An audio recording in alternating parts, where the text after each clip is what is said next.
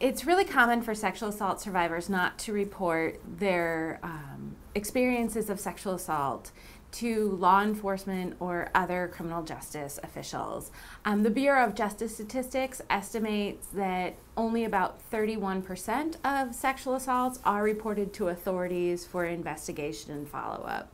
What we do know about the way that trauma affects the brain is that when somebody feels like their life is in danger, which is common for a lot of sexual assault survivors to feel that way during the attack, they don't write memories the same way that you or I do when we're having a conversation with someone or driving our car or interacting with our kids.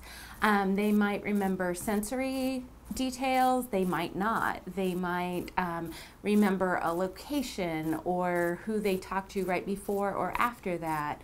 Or they might remember particular details in a really, really striking way. One of the reasons that we know sexual assault survivors may not be believed by people that they're disclosing to is society tells us that people that commit these crimes look or act certain ways. That somebody that commits a sexual assault looks like the picture that they find when they search an online sex offender registry. And the reality is nobody looks like what they do in those pictures that show up online. It's much like a mugshot where it's the worst day of your life and you don't get any time to prep for the picture. We know that there's a lot of things that come into survivors' minds when they're thinking about reporting or disclosing the abuse that they experienced.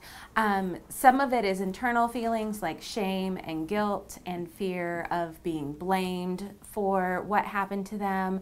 Some dynamics include not wanting to get other people in trouble. Most of these crimes are committed by somebody known to the victim.